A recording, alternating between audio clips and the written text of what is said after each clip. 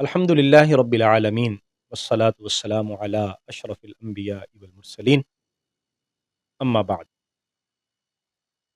معزز و محترم سامعین و ناظرین، خلاصہ تراویح کے تیسرے سیشن کے ساتھ آپ کی خدمت میں حاضر ہوں۔ آج سورہ آل عمران سے ہم سورہ نساء کے آغاز تک خلاصہ مضامین قرآن سمجھنے کی کوشش کریں گے۔ سورہ آل عمران کی 21 نمبر آیہ مبارکہ سے آج کے درس کا آغاز ہوتا ہے۔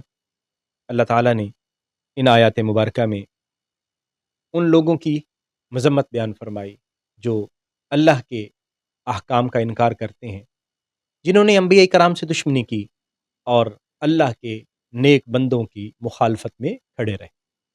ان کو یہ بار بار سبق یاد کرایا جا رہا ہے کہ تم نے بہرحال اس دنیا سے رخصت ہونا ہے اور مالک الملک جو ساری کائنات کا بادشاہ ہے، پالن ہار ہے، اس کی خدمت میں حاضر ہونا ہے۔ یہ دنیا بہرحال عارضی اور اصل میں اس دنیا کا مالک حقیقی اللہ عز و جل اور ساری کائنات اسی کی محتاج ہے۔ اس لیے ہمیں ہر وقت یہ تصور رکھنا چاہیے اور اس تصور کو ہمیشہ قائم رکھنے کی تلقین کی گئی ہے۔ اللہم مالک الملک تؤتی الملک من تشاء وتنزع الملک ممن تشاء وتعز من تشاء وتذل من تشاء۔ وہی بادشاہت عطا کرتا ہے، وہی چھین سکتا ہے، اور جس کو چاہتا ہے عزتیں عطا فرماتا ہے اور جس سے چاہتا ہے عزتیں واپس لے لیتا ہے۔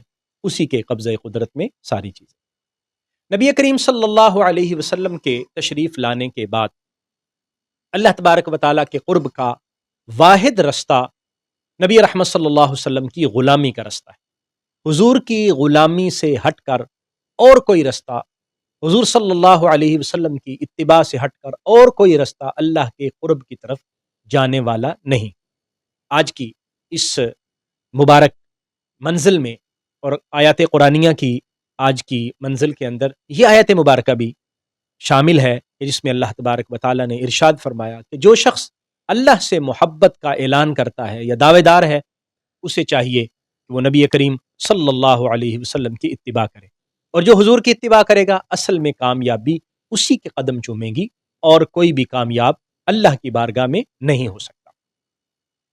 ان آیات مبارکہ میں حضرت مریم کے خاندان کا ذکر کیا گیا، آل عمران کا ذکر ہے، جس طرح کہ اس سورہ مبارکہ کا نام بھی آل عمران ہے۔ حضرت مریم، ان کے والد محترم، ان کی والدہ ماجدہ کا ذکر کیا گیا، اور حضرت مریم کے خالو جناب زکریا علیہ السلام کا ذکر بھی انہی آیات مبارکہ کا حصہ ہے۔ حضرت مریم کو ان کی والدہ نے حضرت زکریا کی کفالت میں دے دیا، اور قرآن نے اس نظر کا بھی ذکر کیا جو ان کی والدہ نے اللہ کے حضور پیش کی تھی کہ یا اللہ، میرے جو اولاد ہوگی میں تیرے رستے میں اس کو پیش کر دوں۔ تو اللہ تعالیٰ نے حضرت مریم یعنی بیٹی کی صورت میں ان کو اولاد عطا فرمائی۔ وہ حیران ہوئی، لیکن بہرحال ان کو اللہ کے حضور پیش کر دیا۔ اللہ تعالیٰ نے حضرت مریم کو اپنے قرب خاص میں جگہ عطا فرمائی، حضرت زکریا نے ان کی کفالت کی، اور حضرت مریم کے پاس بے موسم کے پھل ان کو اللہ تعالیٰ عطا فرماتا، اور اس جگہ پر جہاں کوئی آنے جانے والا نہیں ہوتا تھا اور ظاہر کوئی رستہ نہیں تھا، اللہ تبارک و تعالیٰ رزق اور پھلوں کی صورت میں حضرت مریم کی تکریم فرماتا۔ حضرت زکریا نے وہاں اللہ کی بارگاہ میں اپنی اولاد کے لیے بھی گزارش کی۔ حضرت مریم کو حضرت جبرائیل علیہ السلام نے آ کر خوشخبری دی کہ اللہ تبارک و تعالیٰ آپ کو بیٹا عطا فرمائے گا۔ تو حضرت مریم نے حیران ہو کر پوچھا، یہ کیسے ممکن ہے؟ میں شادی شدہ نہیں ہوں، اور نہ ہی میں نے کوئی غلط کام کیا ہے، میں پاک دامن ہوں اور شادی شدہ بھی نہیں ہوں، تو پھر کیسے ممکن ہے کہ میرے ہاں اولاد ہو؟ اللہ تبارک و تعالیٰ نے ارشاد فرمایا حضرت جبریل کی زبانی کہ اللہ تبارک و تعالیٰ اس بات پر قادر ہے، جب وہ حضرت آدم کو بغیر ماں باپ کے پیدا کر سکتا ہے، تخلیق فرما سکتا ہے، تو مریم تمہارے پاس بغیر شوہر کے اولاد کیسے نہیں ہو سکتی؟ حضرت عیسیٰ علیہ السلام کی ولادت کا ذکر ان آیات مبارکہ کا حصہ ہے، اور اللہ تعالیٰ نے حضرت عیسیٰ علیہ السلام کو جو رتبہ اور بلند مقام عطا فرمایا اس کا بھی یہاں ذکر کیا گیا۔ حضرت عیسیٰ علیہ الصلاۃ والسلام کی ولادت بھی اللہ تعالیٰ کا خاص ایک امر تھا، اور یہ حضرت عیسیٰ کا معجزہ بھی ہے۔ اور پھر اللہ تعالیٰ نے حضرت عیسیٰ علیہ السلام کو مختلف طرح کے معجزات عطا فرمائے، قرآن نے یہاں بھی اس کا ذکر کیا۔ وہ پرندہ بناتے مٹی کا اور اس کو پھونک مارتے، وہ صحیح پرندہ بن کر اڑ جاتا۔ حضرت عیسیٰ علیہ الصلاۃ والسلام جو کوڑی ہوتے، جو مادرزاد نابینا ہوتے، آپ ان کو بھی بینائی ادا کر دیا کرتے تھے، اور جو مردہ ہوتے ان کو زندہ کر دیا کرتے تھے، اور فرمایا کہ یہ میں ہوں، انا ابرہ الاکمہ والابرص واحیی الموتى، میں کرتا ہوں لیکن باذن اللہ کے اذن سے۔ مطلب یہ ہے کہ اللہ تعالیٰ اپنے بندوں کو یہ اختیارات عطا فرماتا ہے کہ وہ بندے اس صلاحیت کے حامل ہو جاتے ہیں کہ وہ خلاف عادت بہت سارے امور سر انجام دینے پر قدرت رکھتے ہیں۔ وہ مردوں کو زندہ بھی کر سکتے ہیں، وہ بیماروں کو شفا بھی دے سکتے ہیں، اور وہ ایسی چیزیں بھی ظاہر کر سکتے ہیں جس سے عام لوگ آگاہ اور واقف نہیں ہوتے، لیکن یہ سارا اللہ کی عطا سے ہوتا ہے، بندہ خود کچھ نہیں کرتا۔ وہ نبی ہو تب بھی اللہ ہی عطا فرماتا ہے، وہ ولی ہو تب بھی اللہ ہی عطا فرماتا ہے۔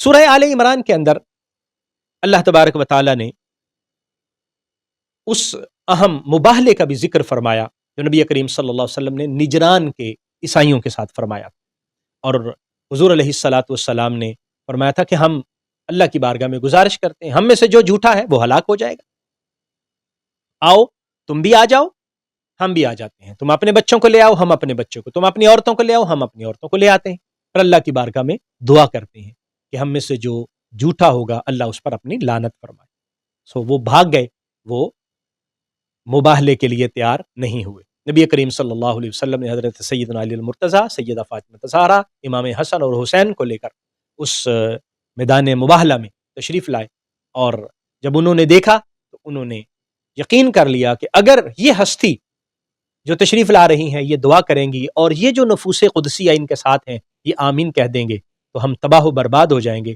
ہمارا کچھ بھی باقی نہیں بچے گا۔ سورہ آل عمران کی آج کی منزل کا حصہ نبی کریم صلی اللہ علیہ وسلم کے عالم ارواح میں میثاق متعلق، نبی کریم صلی اللہ علیہ وسلم کی ذات ببرکات سے متعلق جو اللہ نے عالم ارواح میں نبیوں سے وعدہ لیا تھا اس کو میثاق نبوت کہا جاتا ہے۔ اس کا یہاں ذکر ہے کہ اللہ تعالیٰ نے نبیوں کی روحوں سے یہ معاہدہ لیا تھا اور ان سے وعدہ لیا تھا کہ اگر میں تمہیں نبوت دوں، تمہیں کتاب دوں، تمہیں حکمت عطا کروں، اور پھر میرا رسول تمہارے پاس آ جائے تو تم اس رسول کی اتباع کرو گے، اس کی مدد اور نصرت کرو گے، اور اپنا سلسلہ نبوت تم معطل کر دو۔ سب نبیوں نے اقرار کیا تھا اور اللہ تعالیٰ نے اس اقرار پر گواہ بھی بنایا ان کو، اور اللہ خود بھی گواہ بنا۔ اس کا مطلب یہ ہے کہ نبی رحمت صلی اللہ علیہ وسلم اللہ تعالیٰ کے بلند پایا نبی ہیں، اور اللہ تعالیٰ کے وہ بلند پایا رسول ہیں جن کو تمام نبیوں سے زیادہ افضلیت اور فوقیت اور شان عطا فرمائی گئی۔ چوتھے پارے کے شروع میں اللہ تعالیٰ نے حج کے فرض ہونے کا ذکر فرمایا اور لوگوں کو بتایا کہ مکہ المکرمہ وہ مقدس جگہ ہے جس کا حج ان صاحب استطاعت لوگوں پر فرض کیا گیا ہے جن کو اللہ تبارک و تعالیٰ نے مال و دولت سے نوازا ہوا ہے۔ سورہ آل عمران کی ان آیات مبارکہ میں اللہ تعالیٰ نے اہل ایمان کو حکم دیا کہ وہ اللہ تعالیٰ سے صحیح معنوں میں ڈریں، یعنی تقوی اختیار کریں، اللہ کی نافرمانی سے بچیں اور تفرقہ بازی سے بچیں، اللہ کی رسی کو مضبوطی سے تھام لیں۔ اللہ کی رسی کیا ہے؟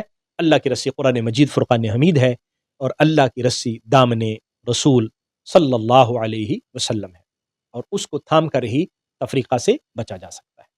امت محمدیہ بہترین امت قرار دی گئی ہے، اور اس بہترین امت کو جو بہتر ہونے کا تاج اللہ نے عطا فرمایا نبی کریم صلی اللہ علیہ وسلم کے توسل سے، یقیناً حضور کی برکت سے وہ تاج امت محمدیہ کو ملا اور اس کو خیر الامم قرار دیا گیا، کنتم خیر امہ کہا گیا۔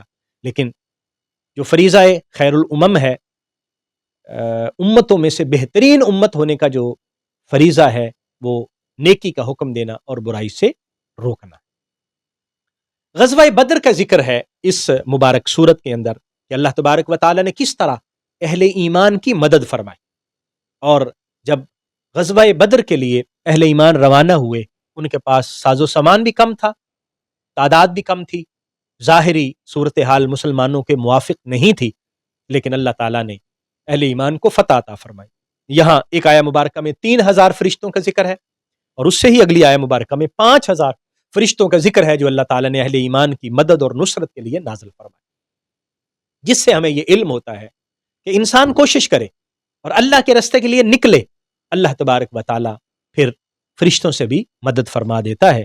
فضائے بدر پیدا کر، فرشتے تیری نصرت کو اتر سکتے ہیں گردوں سے کتار اندر کتار اب بھی۔ اس سے آگے غزوہ احد کا بھی ذکر کیا گیا، اور غزوہ احد میں جو اہل ایمان کو نقصان ہوا اس کا بھی ذکر کیا گیا۔ کیوں نقصان ہوا؟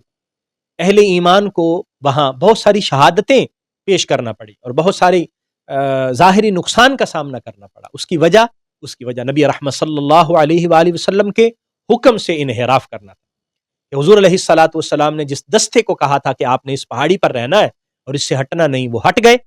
نتیجہ کیا نکلا؟ مسلمانوں کو نقصان اٹھانا پڑا، یہاں تک کہ حضور صلی اللہ علیہ وسلم کی شہادت کی خبر بھی پھیل گئی۔ لوگوں کو بتایا گیا کہ حضور صلی اللہ علیہ وسلم جو تشریف لائے ہیں وہ ایک مشن کے لیے، ایک مقصد کے لیے، اور لوگوں کو اللہ کی طرف اور اللہ کے قریب کرنے کے لیے۔ کیا حضور اگر اس دنیا سے رخصت ہو جائیں گے، کیا حضور کا مشن چھوڑ دیا جائے گا؟ اور حضور جس مقصد کے لیے تشریف لے آئے، کیا اہل ایمان حضور کے جانے کے بعد اس مقصد کو بھول جائیں گے؟ نہیں، ایسا نہیں ہوگا، بلکہ اسی مشن اور اسی مقصد کو لے کر آگے بڑھے۔ اور ایسا ہی ہوا جب حضور صلی اللہ علیہ وسلم اس دنیا سے پردہ فرماتے ہیں تو حضرت سیدنا ابوبکر صدیق رضی اللہ تعالیٰ عنہ اس آیہ مبارکہ کی تلاوت فرما کے صحابہ کرام کو سمجھاتے ہیں، جو سخت غم اور دکھ کی کیفیت میں تھے اور حضور کی جدائی کے اس پریشانی کو سہنے سے قاصر نظر آ رہے تھے، دلاسا دیتے ہوئے حضرت سیدنا ابوبکر صدیق نے ان کو سمجھایا کہ حضور کے مشن کو اور حضور صلی اللہ علیہ وسلم کے مقصد کو ہم نے لے کر آگے چلنا ہے، جس کا نتیجہ یہ نکلا کہ صحابہ کرام میں دوبارہ طاقت آئی اور پھر وہ استقامت کے ساتھ آگے بڑھتے چلے گئے۔ سورہ آل عمران کی آیات مبارکہ شہداء کی فضیلت کو بھی بیان فرماتی ہیں اور یہ بتاتی ہیں کہ شہید کو کبھی بھی مردہ نہ کہا جائے، بلکہ مردہ گمان بھی نہ کیا جائے۔ وَلَا تَحْسَبَنَّ الَّذِينَ قُتِلُوا فِي سَبِيلِ اللَّهِ أَمْوَاتٌ، گمان بھی مت کرو، بل احیاء عند ربهم یرزقون، بلکہ وہ اللہ کے ہاں زندہ ہیں، انہیں رزق بھی عطا کیا جاتا ہے۔ گویا اللہ تعالیٰ ان کو رزق بھی عطا فرماتا ہے اور وہ زندہ بھی ہیں۔ اب ظاہری طور پر دیکھا جائے تو روح نکل چکی ہے، ظاہری طور پر دیکھا جائے تو وہ جاں بحق ہو چکے ہیں، اپنی جان یعنی آفرین کے سپرد کر چکے ہیں، لیکن اس کے باوجود کہا گیا کہ انہیں مردہ نہ کہو۔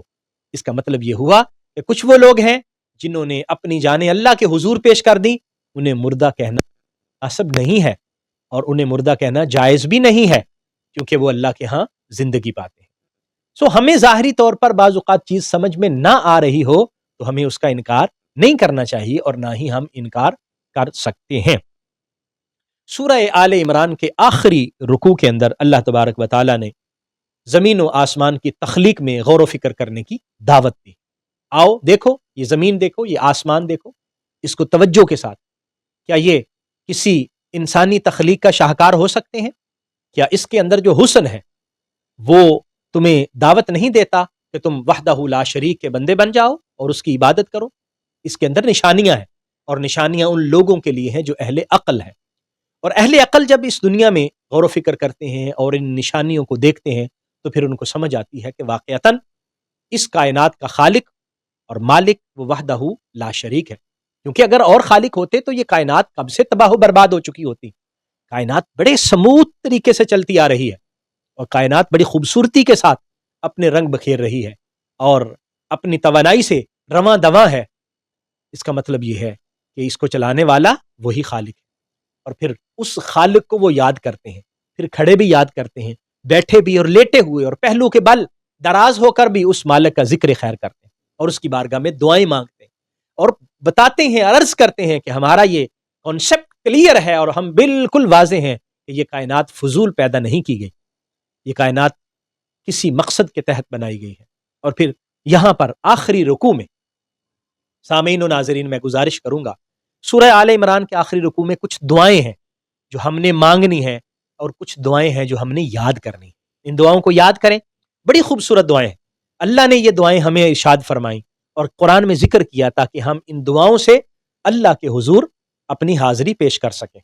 اور پھر یہاں پر اختتام میں یہ بھی ذکر کیا گیا، کوئی مرد ہو کوئی عورت، اللہ تعالیٰ کی بارگاہ میں جو دیکھا جاتا ہے وہ عمل صالح دیکھا جاتا ہے.